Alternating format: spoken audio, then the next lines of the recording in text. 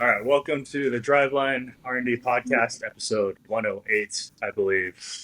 Marek here with Jack Lambert and Josh Hedgeko, the original normal crew, back together again to get into a topic that we've wanted to explore for a while, which are rules of thumb for various model dynamics. Believe that the discourse and general intuition around model results themselves and using those to evaluate players, both in hitting and pitching, is quite good. But we're really interested in the impact of marginal gains to the inputs to these models. So, studying closely the importance of a marginal mile an hour in velo from both sides of the ball. So we'll dive into that here. But how are we doing otherwise? I'm doing great. Got me up early today on the West Coast, but Heshka, where are you calling in from?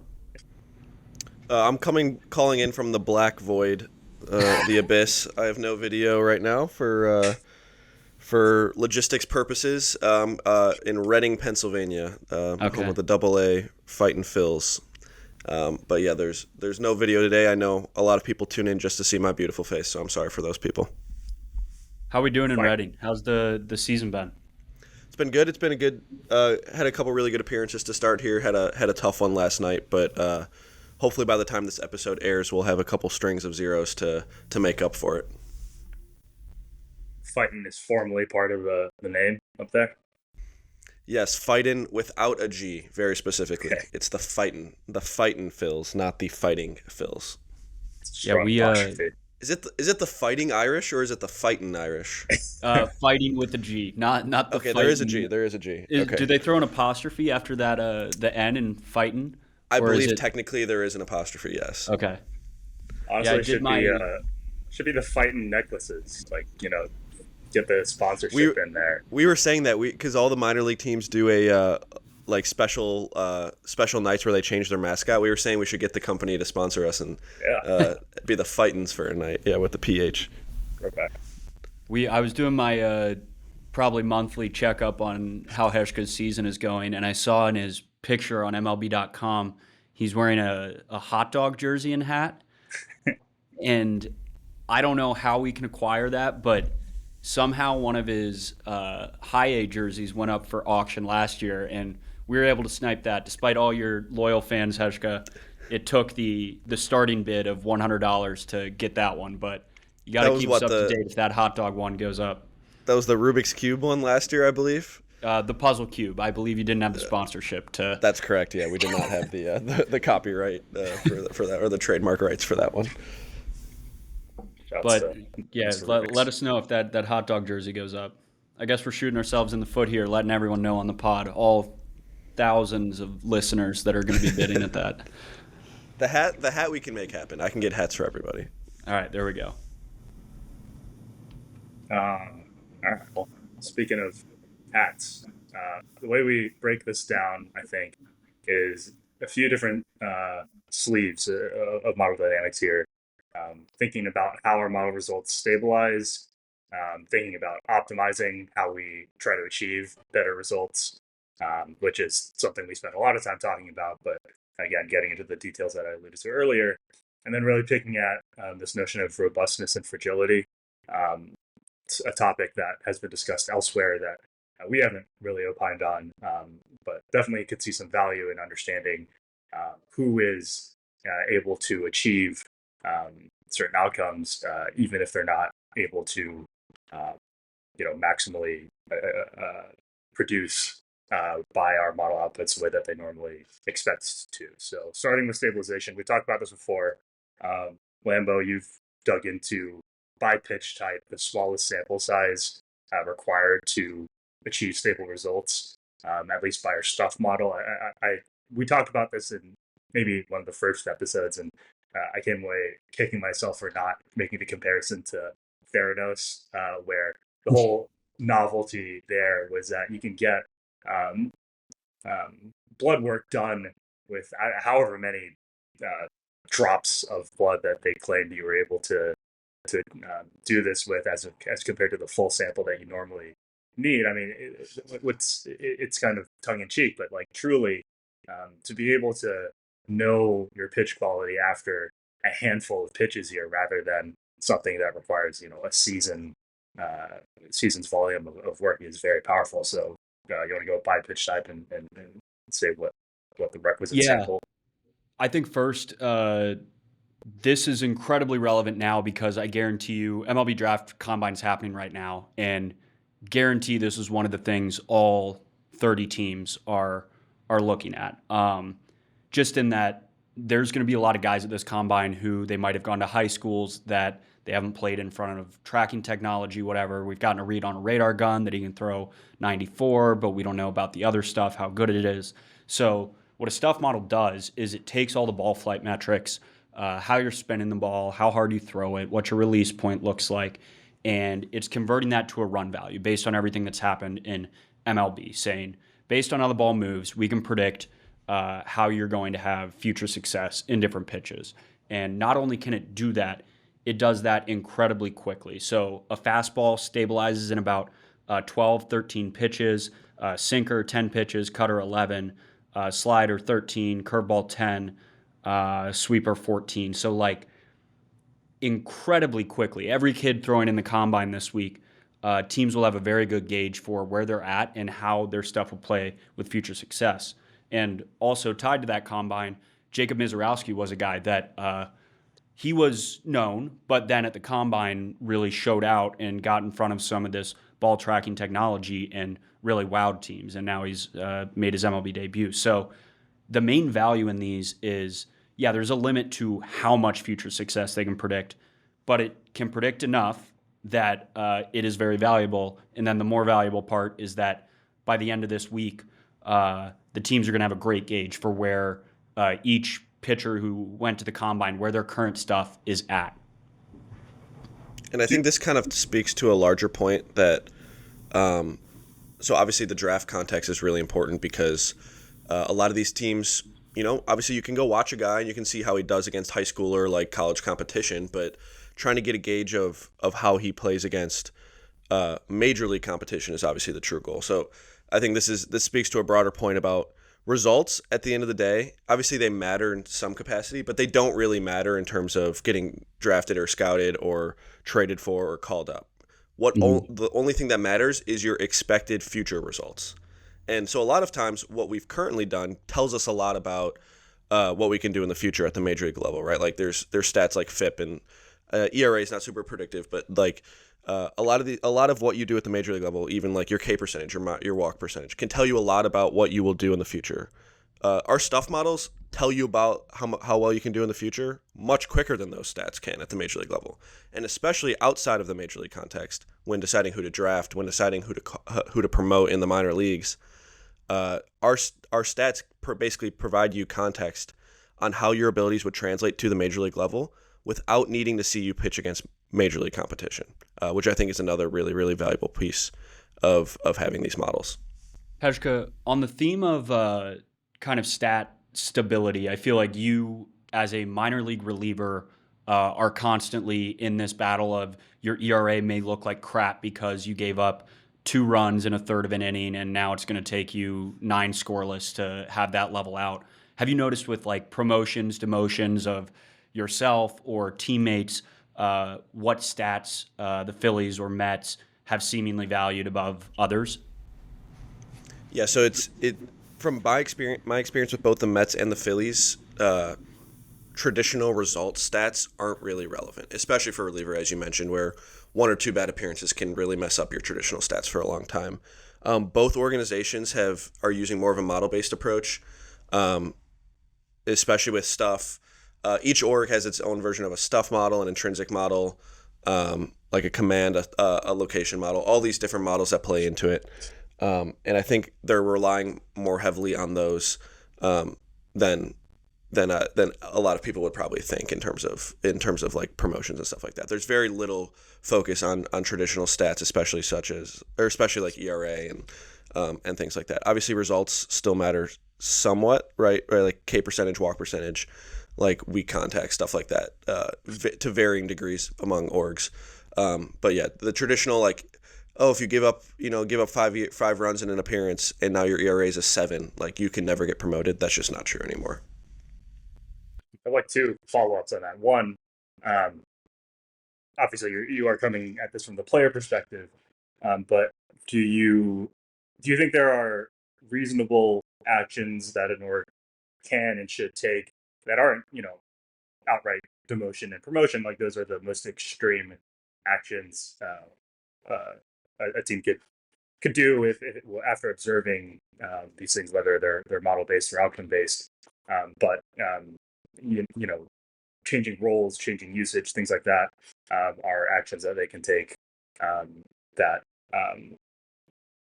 are less extreme than this guy's stuff is 150% better than it was a month ago. Let's bring them up. What are the sort of actions that people are taking in response to these trends? And then my other question is, if you can't pin changes to specific changes or intentional things, how are people processing that information in your experience? So to the first question, I think what I would like to see is just in general. I'm not saying the Phillies or Mets do a bad or good job at this. I'm just opining on the general landscape. Is especially teams that don't view some prospects very highly. So guys who are maybe like they expect to release at some point this year, they're kind of just filling out spots. They don't expect very much of these guys. I think teams would be better off communicating that very clearly to the player, letting them know what exactly is holding them back. Maybe it's a few miles an hour, maybe it's they can't throw a strike. And putting some larger focus on development, whether that's like throughout the offseason or throughout the beginning part of the year, and basically trying to get some value out of this prospect that they don't see any future value. If you're a future value 20 player and you're never expected to debut, a team should be probably doing a little bit more risky training with you, whether that's some kind of like weighted ball training, whether that's some kind of like, hey, we're going to try something we've never really tried before with command, whatever it is. I think teams would be better off, and the player would be better off, right? Like if I'm a player who's never going to make the majors, I'd rather have some sort of like attempt to develop some skill of mine that would allow me to become a prospect. So I think teams are very married to this kind of idea of like, oh, you go like play the season and then like we kind of decide what happens. But I think there's a lot more room for creativity in terms of development that we haven't really seen at the organizational level. Can you remind me of your second question? Yeah, no, I'll clarify. I'll phrase it better. Suppose a team's tracking your results, your output, and there is a significant trend, positive or negative, in those things. But maybe they present it to you, and you say, well, I don't know, I wasn't changing anything, I wasn't trying anything out. I feel good. So it's kind of hard to pin the trend to a specific action or a specific thing. I mean, the bad case of this is certainly, hey, your velo is down, so your stuff is down, so maybe there's something we need to go get checked out. But if you find a trend in your data that doesn't correspond to an actual change, how do you handle that as a player or an organization? Yeah, that's tricky, and this is something I've been thinking about as well, which is that I think the vast majority, and this, so maybe not to turn every conversation into a pulse conversation, but I think the vast majority of changes that happen in a season, unless there's a very specific intentional training intervention that you can more likely say was the cause, I think the vast majority of changes, both positive and negative, are workload related. And so, like, I think a lot of times you see a guy's velo down and you're like, oh, his mechanics are slightly off. Look at this. But likely the reason his mechanics are slightly off is because he's chronically fatigued because he hasn't actually properly managed his workload. So I think a lot of times and a lot of times, a lot of positive things happen because maybe a guy actually started taking his recovery days and his body's fully prepared. And now he's like able to tap into this skill that he did have already, but he wasn't able to fully realize because of fatigue. So I think in season, especially, the vast majority of changes that you see throughout the season can be attributed to workload. But without a way to really track your workload, it's hard to pinpoint exactly why or what is happening. So once again, another plug for Pulse. But I do think that's the underlying cause for a lot of both issues and positive adaptations that happen in season. Great. Yeah, we love pulse. It'll make you a better player in all contexts. So, but speaking of becoming a better player, this is, I think, the subtopic that really motivated this conversation. Lambo, you, or maybe it was Sam, but you guys produce these powerful visualizations, really, really clean and simple that will circulate. But these make very clear the dynamics that drive stuff. And we focused on stuff and we focused on VO here, but the dynamics between inputs and outputs in our models shows, nonlinear, but modelable, like potentially following like a clean functional form, how stuff evolves with velocity for different fastball types. We focused on here, but the question that I've always wanted to have a very direct answer to, and I'll let you expand on it, is, if I have a 50 grade fastball right now, how many miles an hour do I need to gain to achieve a 65 grade fastball? Or, if I'm thinking in breaking ball space, how many inches of break in either direction do I need to achieve that? And that's going to be very helpful from an analyst perspective, obviously, because you can see who's just a few ticks away from being elite, but also from a player development perspective, where if you're sitting there training a guy and you can articulate very clearly, hey, you need to do just this. We need to just train toward these objectives for you to break through. I think, and Hedgkill would be curious on your thoughts, like that is the most effective way to communicate what you're after here. But let's first focus on these curves that you've drawn up, Jack. Yeah, I mean, just answering your semi-rhetorical question of what does it take to get from 50 to 55 or 55 to 60, everyone's favorite answer, it depends. But I think it is really intriguing if we look at fastballs here. So we see these slopes that get gradually steeper, meaning that so the difference between 90 and 91 is way different than 98 and 99, which maybe, I think it's intuitive to me. I could see how that could be kind of counterintuitive, but I think the compelling argument here, and we've seen this in the previous models we've done in the validation, that there almost appears to be like this shelf for hitters where if you're under this certain velo band, it's all roughly the same. It is different. 91 is better than 90, but the difference between 90 and 91 is way different than 98, 99. This slope in the stuff value gets significantly steeper once you eclipse this threshold of, we have it as roughly 95 here is kind of the turning point. For sinkers, it's about 94, and for cutters, anything below 92 is roughly the same, and then it gets starts to get significantly better. And this trend doesn't exist just for fastballs. We can see it with breakers too. Curveballs specifically, if they're under 80, there's very little gain to be picked up by a mile an hour. But once you eclipse 80, it gets pretty dang steep of how we can start increasing our value there. And same thing for sweepers. Once you hit about 82.5, that curve really picks up its steepness. So no clear blanket answer of 1 mile an hour is equal this much value. I guess no clear answer in the sense of like a rule of thumb of how much stuff you get from a mile per hour of velo, but you can find it, and it is very different. And I would assume shifts dramatically when league context shifts. So when the average league fastball velocity was 92, maybe this shelf of dropping off was 94 instead of 95 or 96. But yeah.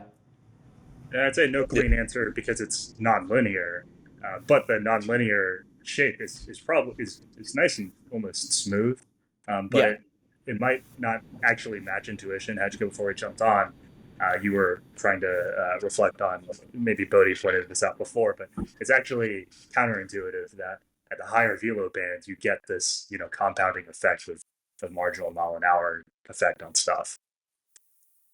Yeah, I think it's just so counterintuitive to what we like experience elsewhere in life or like elsewhere in economics, right? Where like the marginal utility of an additional dollar is like it decreases over time versus velocity. It's the exact opposite.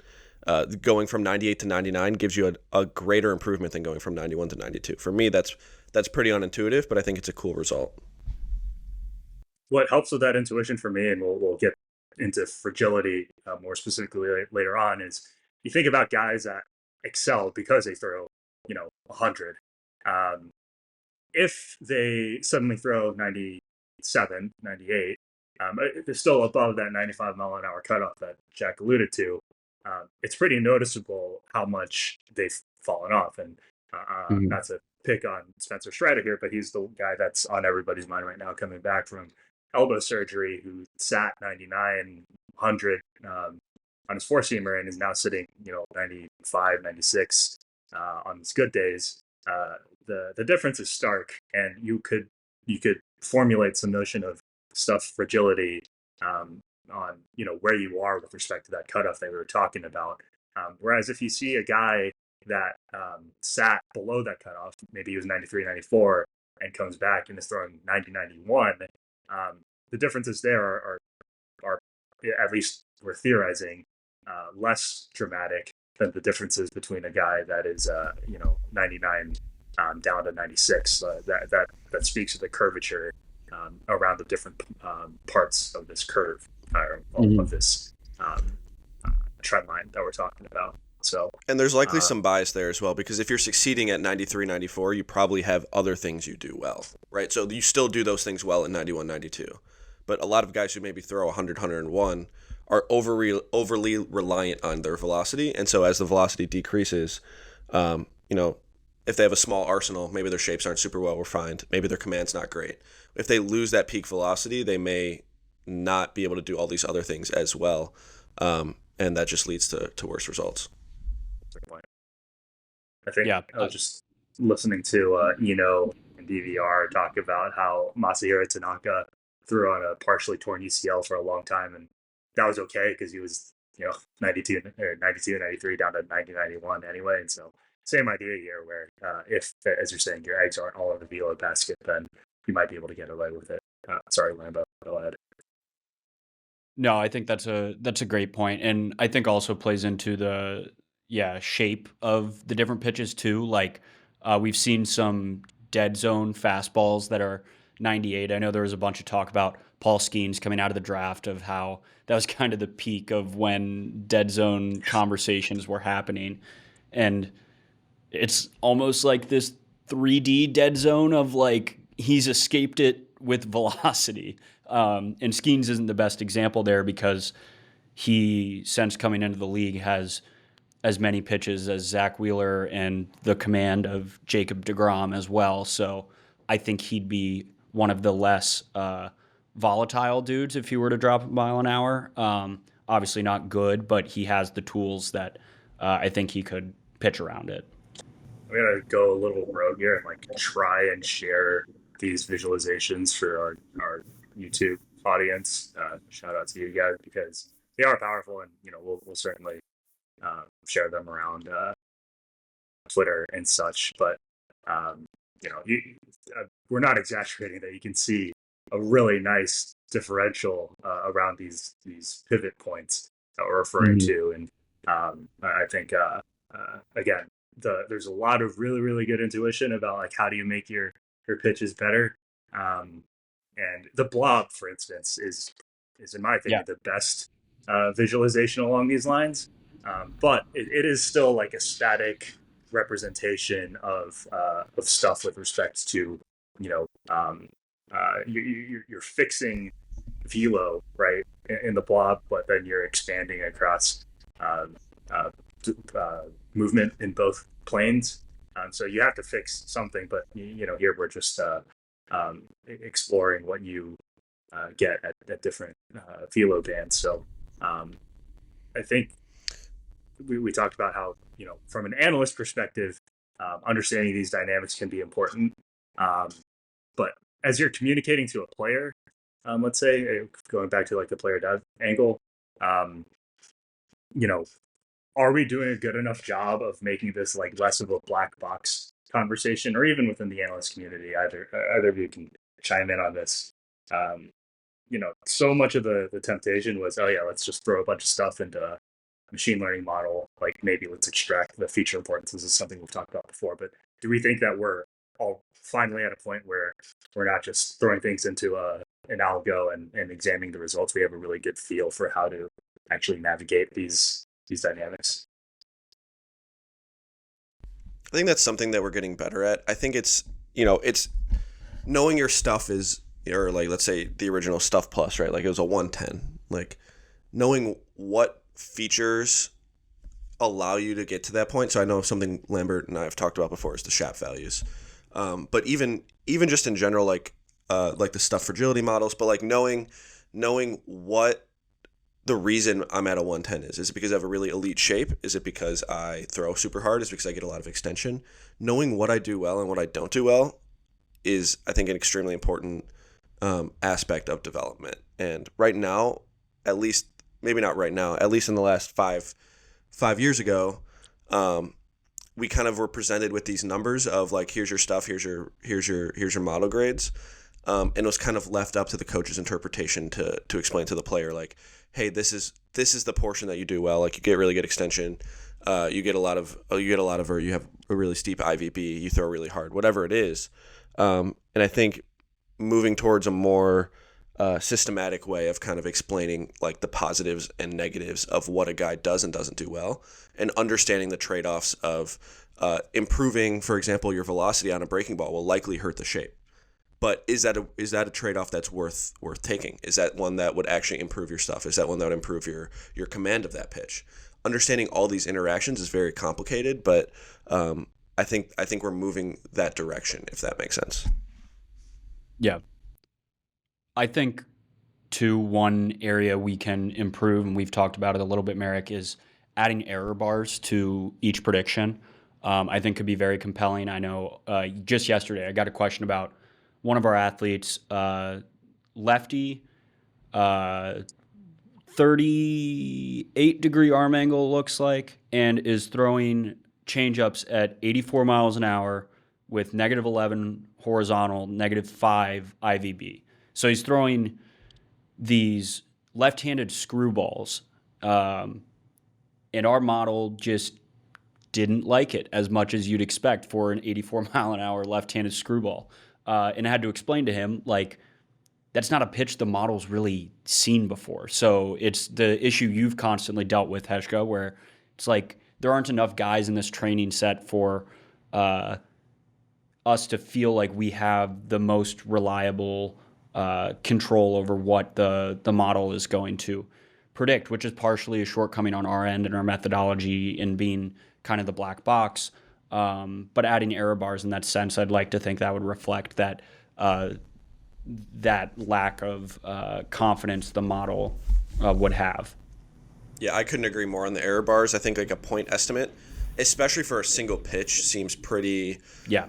Like, yeah, I think there needs to be some sort of confidence interval, and for a pitch like that, pitches like mine that maybe haven't been seen very often, the confidence interval is probably going to be very, very large, even as the sample size increases.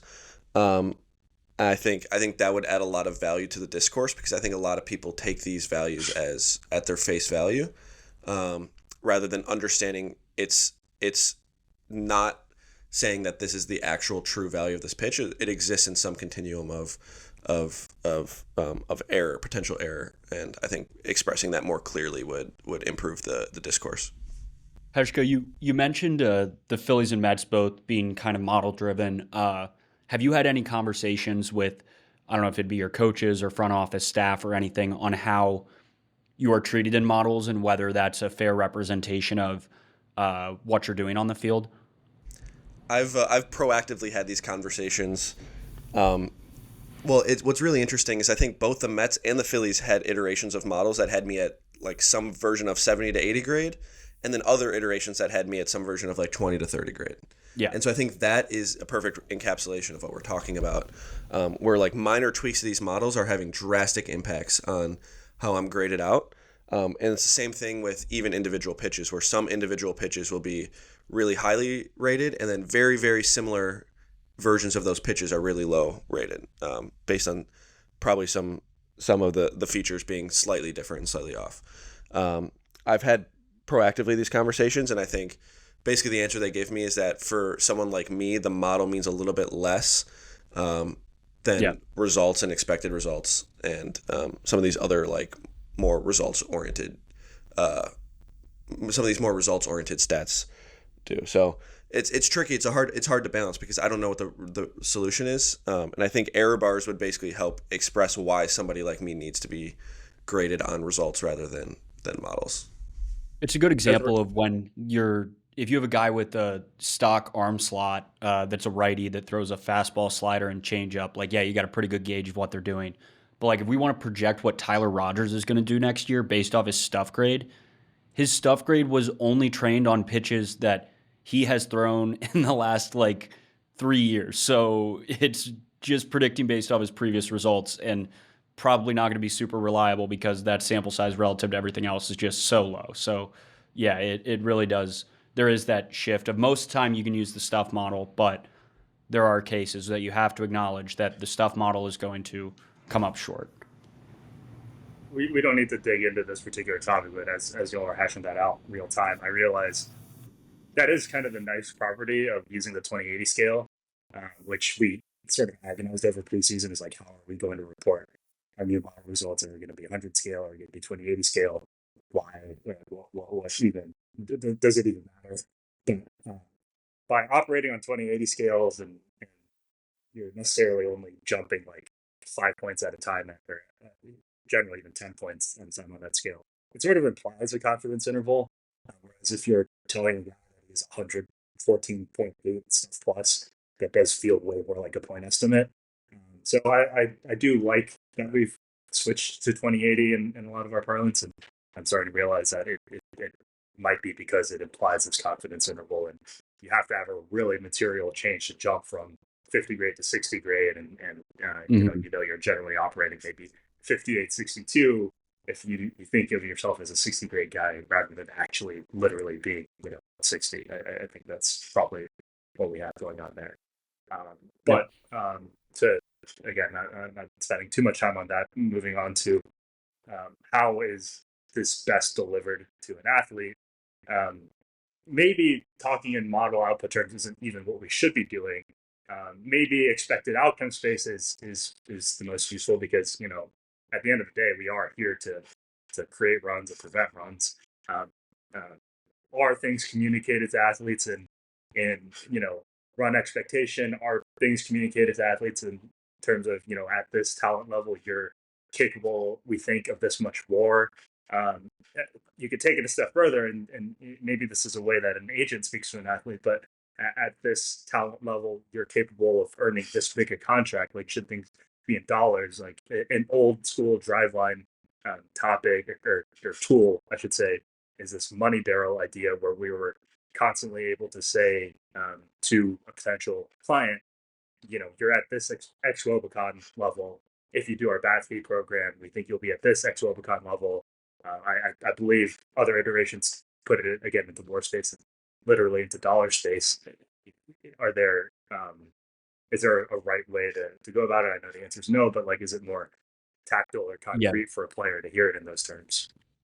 I could speak first on what we do, then I'm interested in Heshko's perspective. But short answer, we do a little bit of everything you just mentioned. We track our internal KPIs with how much surplus value someone's creating, given that the base expectation was their projections that year via Steamer or Zips. We compare to both, and then we take their projection within the area we trained them. So we are not getting credit for one of our athletes' defense if they came in to work on hitting.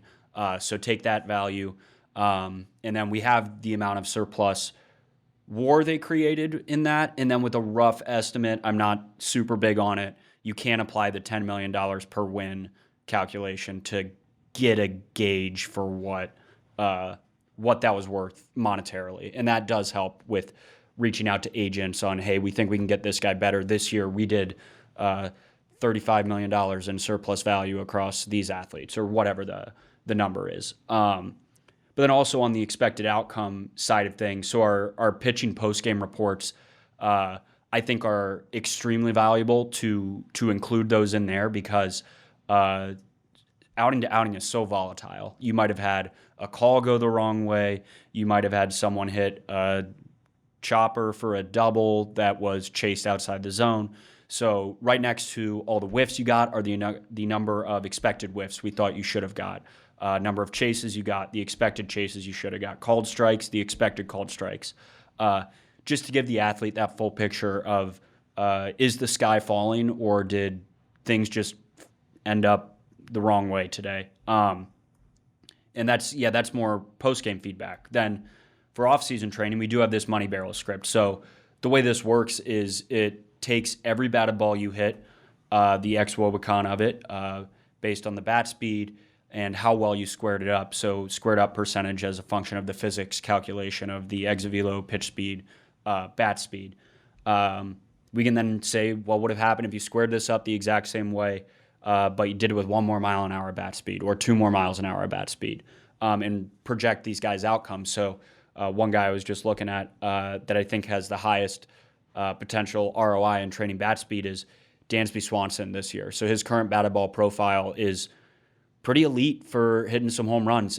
We had it at 5 home runs per 1 mile an hour of bat speed, which I think is one of the higher numbers I've seen. But yeah, just an example of different ways we're using this for post-game, letting guys know where they're at, how much of what happened was luck, communicating with agents, how well have we previously done when guys have come in and trained, and then also communicating with athletes. And hey, if you come in, we have this plan. We think your last season would have looked like this if you had done this plan. We can't tell you what your batted ball profile is going to look like in 2026, but if it did stay the same, it would have looked like this.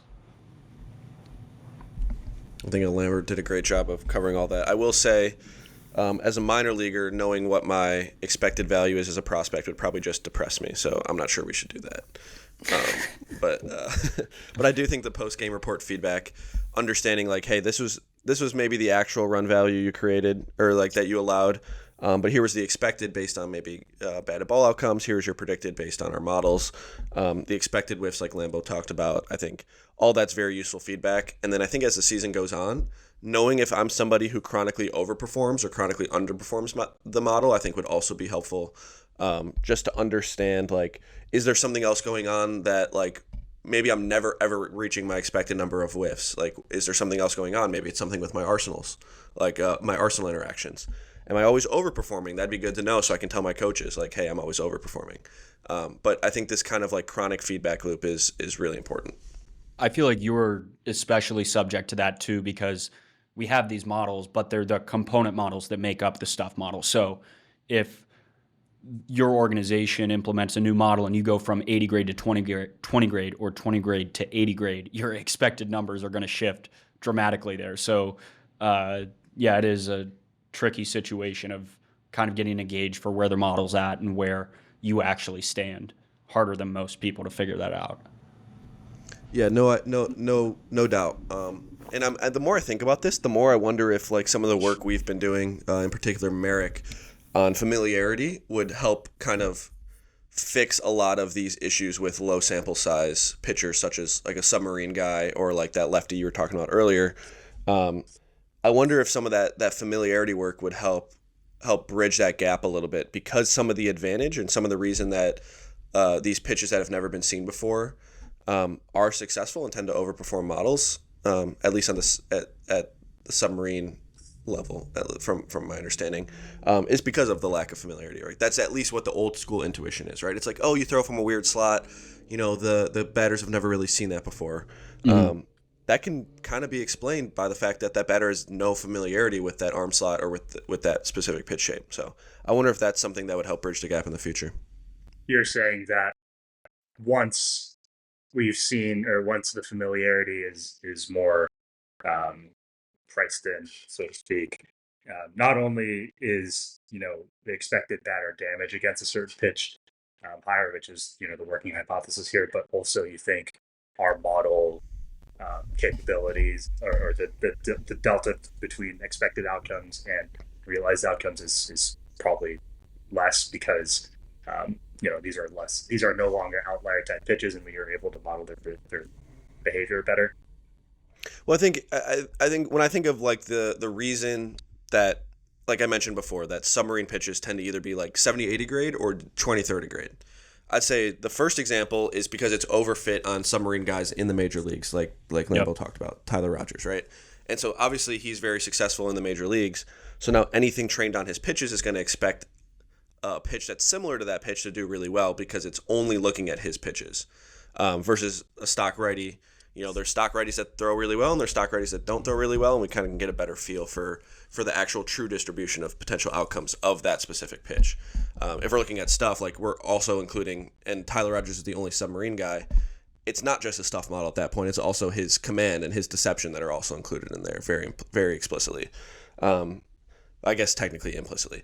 But the reason that it's oftentimes 20 or 30 grade is maybe it's noticing the velocity, right? So it's like you're saying, okay, we know velocity is really important, and we see that the submarine guy's throwing very low velocity, and we know that low velocity doesn't lead to good outcomes. So I think as we progress through familiarity, we can maybe recognize that someone who throws from a different arm slot with different pitch shapes, we can maybe get a better feel for like what specifically will lead to good outcomes, and we maybe can dial that down and figure out like what batters tend to adjust to well, what batters don't tend to adjust to well when they haven't seen it before. We can get a better feel for the true value of a submarine pitcher that maybe has never been seen before, rather than just going to one of these two extremes that we do now. That's just my gut. I don't know if that we'll be able to end up doing that or not, but I do think there's a lot of value in some of that familiarity research. The framework seems money. Yeah, I mean, the implementation is where all the goods come from, but yeah, the thought process you laid out does seem pretty stable and intuitive. Yeah, I agree. Last couple topics here. I mean, your term of return on investment, Lambeau, I think is a great one. I think that's one worth focusing on. It also worth noting that Dancy's probably a street and a half away from me, so I'll go bang on his door and tell him that he's just got war sitting around. Trainers, bro. Get some bad speed trainers. Fellow Georgia guy too. I think I could get him in the gym. There we go. This return on investment idea, it's kind of nicely fungible between hitting and pitching, because in both spaces we're trying to get 1 more mile an hour on bat speed and pitching velo.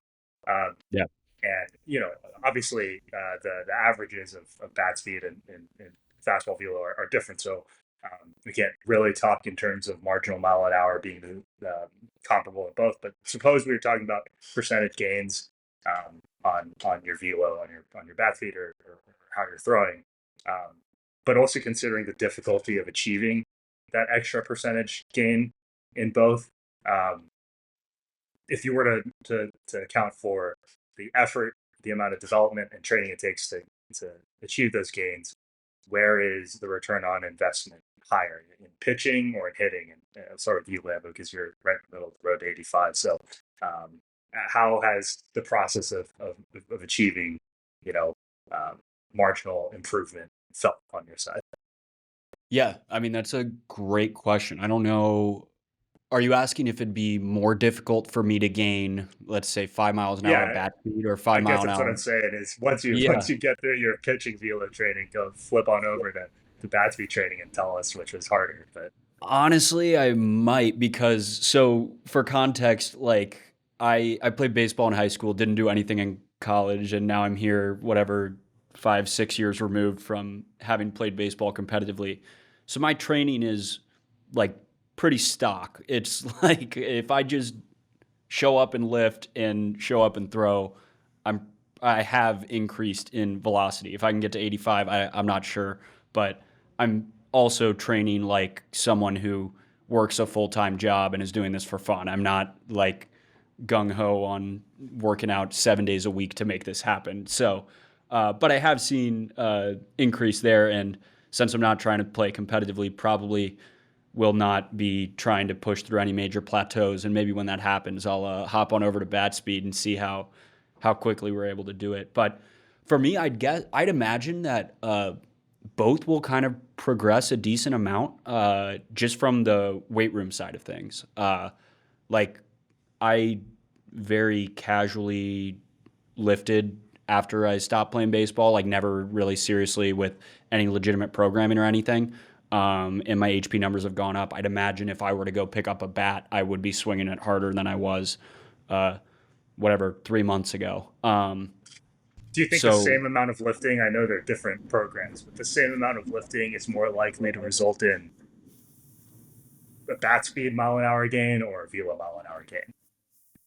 ooh, I think we'd have to get into mechanics of my pitching motion and my swing. If I'm Okay. more, I don't know, Hezko could probably articulate it better, more muscularly driven or whatever, getting into more advantageous, like flexible positions in either one. I don't know which one would translate more. That'd be fascinating. I wish I swung a bat as a baseline too and just see if I could train pitching and see what would happen to both of them. Train pitching and lift, and then yeah, see if you We can. have your bat speed from the model training, don't we? Oh, we do. Yes, I'll, That could be I'll your have to get baseline. back in the lab soon and just start swinging. See what we're I at. I think this all taps into this kind of important conversation though about I think it's training age. It's called training age on the training side, like beginner gains. I'm sure you've heard of before. Yep. But basically, like when somebody hasn't really trained a lot, they can make gains really really quickly. And this kind of taps into the idea we talked about earlier about marginal improvement. Like as you continue to progress and your training age gets older, your gains decrease once again, which is very opposite of what happens with velocity. So which still makes velocity more counterintuitive. Um, and I think in terms of like the marginal gain of velocity, not training, but in terms of like the benefit of it. But I think the important thing here is, so this is something Bryce Kreider has talked about. One of our head HP guys here, and he talks about this basically bell curve, and for really really young athletes that come in, and for big leaguers that come in, oftentimes there's a lot of beginner gains left on the table because a lot of times big leaguers are just very naturally talented, not always obviously, but very often they're just naturally talented. They've never really gone through perhaps a bat speed program. They've never gone through a weighted ball training program. And so for both of those populations, kind of like on the really young side and on the really like best in the world side, there's still a lot of these beginner gains left on the table. In the middle is where it gets a lot trickier, right? Where this population that has gone through all these training protocols before. So maybe it's a guy who is maybe a decent college arm, and now he went through all this training, and now he's a decent minor league arm. But how do you get that decent minor league arm to be a big leaguer? And because his training age is much higher, it's much harder to gain that additional mile an hour than if he had never experienced that training before. So it's a tricky problem. It's definitely one where as you continue to progress through training, it's harder and harder to gain that additional mile an hour.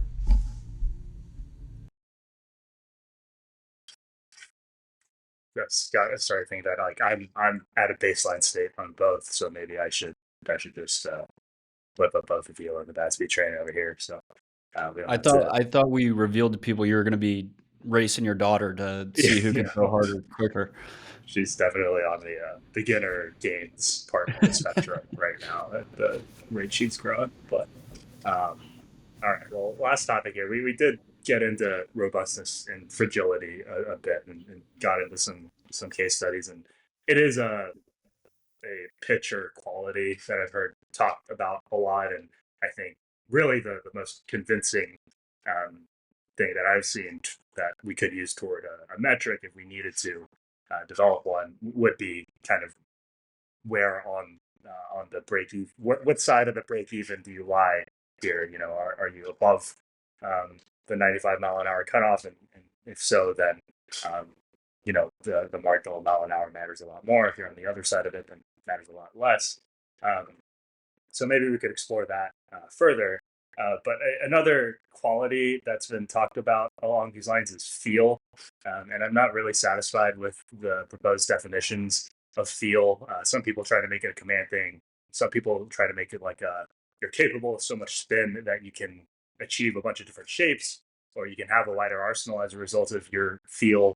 I don't think that's exactly what we're after. But I would be interested in trying to develop a notion of feel in this area where one, you're either able to succeed without having your best stuff. I mean, that's like a tale as old as time. You see a lot of guys that just grind through an outing when they don't have their best stuff.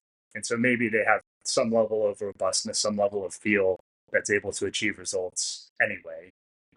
Maybe there's something along those lines that taps into fragility. Or it could even be as simple as, we've talked about before how you're actually not able to be hooked up to a TrackMan pregame in your bullpens, which can actually be a maybe material disadvantage for pitchers because you have no idea where your numbers are going in. Like another tale as old as time is guys that throw a terrible pregame end up shoving in game, and there's just really no meaningful signal between your pregame performance and your in-game performance. But in any case, if you are able to have a good sense of self and know where your stuff is without staring at a TrackMan, I'd say that's probably an indicator of advanced feel. Broadly speaking, though, and Heshko, I'll point this to you, you know generally in game like where you are relative to your norms. But is that ever communicated to you? And I frankly don't know the parameters of what's allowed to be communicated to you. But like, how do you reconcile how you feel versus where you expect to feel? And if you know that you're just at 80% of your normal capacity, like how are you compensating for that on the fly? Just dealing with subpar stuff by your standards and just trying to get results anyway.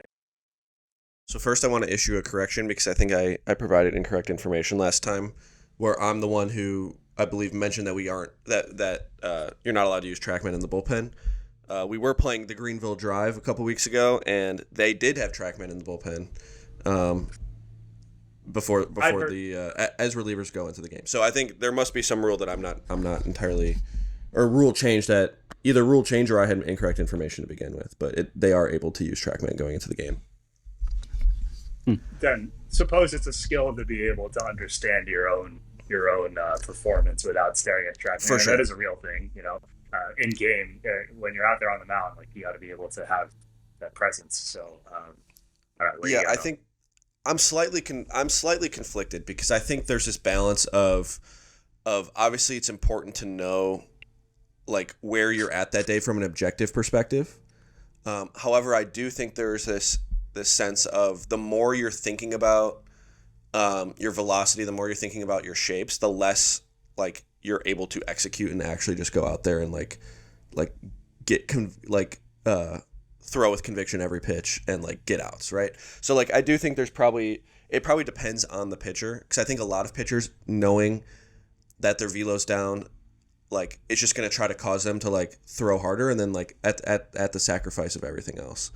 Same thing with like knowing that their shapes are maybe slightly different or slightly off today.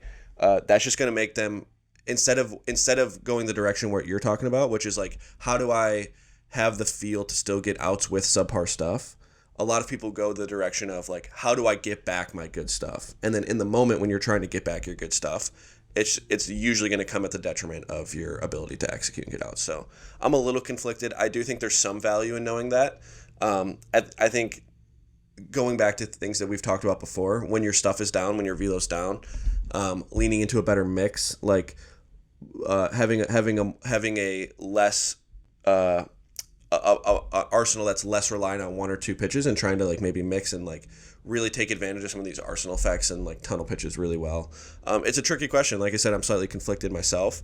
But I do think I think it's useful to know like, hey, my velo's down a couple miles an hour today. Like trying to blow up a guy at the top of the zone might not work as well as it usually does. So maybe that's something that I kind of eliminate as a potential option if I have two strikes. But I think at the end of the day, like, I know it's not a sexy or like data driven answer, but almost like reading the game and like just being more attuned to what the batter's telling you, I think is something that you can benefit from. Sorry, Lambo. No, I was just going to say, when I think of feel, I think more of like the pitchability in the sense of reading the batter's reaction or swing or take or foul ball or whatever, and using that to inform your next pitch or the pitch you're going to throw 2 from now. But I think that can be one and the same of having that feel for where your stuff's at. If you try something, you get the batter times it up way better than you thought, or like hits a high foul fly ball 350 feet, and it's like, oh crap, I didn't have what I think, or he's right on that, and being able to adjust to that next pitch that could play off of that, or missing your spot and knowing, oh well, if I throw this in this location, it's going to look like that, and he's going to take it. That's kind of how I more traditionally think of feel. And I know there's not, like you mentioned previously, everyone uses it in a variety of different ways, but I think they can kind of be one and the same, even if it's not in the bullpen, but in your first few pitches, you can get that gauge if you have very good reads on what the batters are telling you. Yeah, I think that's a great point, and my mind instantly goes to like, how do we begin to train this quality? And I think it's very difficult because in a training environment, I think like how do you like have a batter tell information to somebody without having an actual batter in the box sometimes, right? Mm-hmm. So I do think some of the answers are like just allowing pitchers to throw in that like contextual environment a little bit more often, whether that's like live ABs leading up to spring training, like just having maybe batters stand in the box during bullpens and stuff like that. But I'll have to do some more thinking on it, but I do think there's like a lot of potential there to train that quality. It would require a lot of thoughtfulness and it might take some time to work on that. But even like video review of like going after an outing and saying like, okay, what this pitch that you threw here, like what do you see from the batter, the way the batter swung at that? What do you see from the way the batter took that pitch? And then how can you maybe progress that into or use that information for your next pitch? I know this is something we've talked a little bit about too, Lambo, which is like the ability of batters to like essentially, like, so for example, like if you throw an inside fastball, I know this kind of goes back into like effective velocity, which we've slightly debunked. I think the high thresholds of it in old blog posts we've debunked it slightly. So for those who don't know what effective velocity is, it's kind of this idea that the up and in pitch is the hardest for a batter to get to, and the low and away pitch is the easiest for a batter to get to. So an up and in pitch plays with more velocity than a low and away pitch, and then there's kind of like this line in the middle of the zone, excuse me, where you basically like play at like the actual velocity of the pitch. But if you maybe throw an up and in, cutter, and the batter's early on it, if you throw an up and in fastball and the batter's early on it, and then you throw a cutter off that, well, you're playing right into the batter's bat speed at that point. Because he gave you information with him being early on it and based on the location of the pitch, and now you're basically throwing a pitch that played right into his previous bat speed. So even just being aware of these things and like sitting down with coaches post game and understanding like maybe what information you missed, I think could be a good feedback loop for training that quality a little bit better. Definitely. And if I were to restate some of this summarily, one, feel is probably inferred by decision making in some ways, because the way you process information, whether it's from a batter or from your own performance, is what's really valuable signal here. And maybe you have the ability to perform well using a pitch, even if it's bad on a certain day. Maybe you have the tools to pivot to other options if that pitch is bad. Both of those are kind of different qualities than being able to identify what's working and what isn't for you real time. And that's really kind of the substance of feel.